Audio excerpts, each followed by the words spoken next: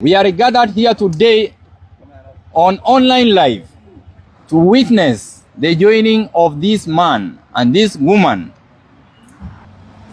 I, Patrick Motonga, do take Nana to be my lowly wedded wife. I promise to love you, to respect you, to stay loyal to you. I, Nana, I Agneta Nana, do take Patrick Motonga to be my lowly wedded husband. to be my husband. My lowly wedded husband. Balisha yeye. Balisha ndio tunapronounce.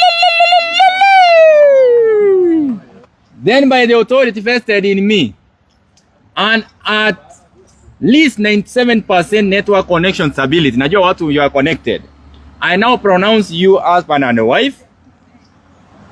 And may you now unmute yourselves. You must unmute yourself and turn to your partner and kiss her as a sign of love.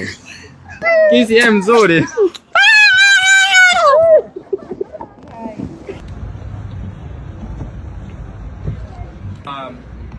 Mkamba leo nimewashikanisha wedding na tumeleta honeymoon hapa Uhuru Park. Wajibambe alafu waenda wakalale kwa hoteli pale town. Unaitwaje? Jeto Inn. Kupewa room yenu mahali mtalala, maji ni moto, kila kitu, chakula mtakula.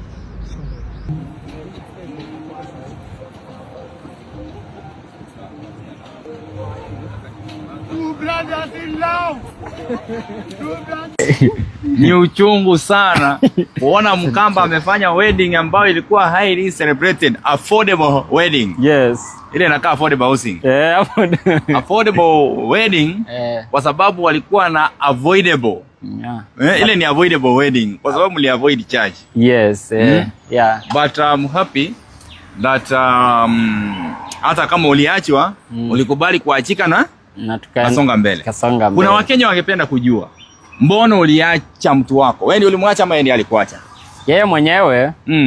Sijui ni kwa nini alikuwa anakuja kwa maisha yangu. Mimi nilikuwa namchukulia kwa sababu ya ndoa. Mimi ndio maana kila wakati. Na wewe ulipenda yeye? Nilipenda yeye sana kwa moyo wa dhati. Na mimi ndio maana kesho yake nilipeleka kwa wasasi wangu kunisaa. Nikawaambia nataka Mbaraka Senyu wasasi. Mimi nikifika ni wakati wa kumpeleka kwao, anaficha ficha.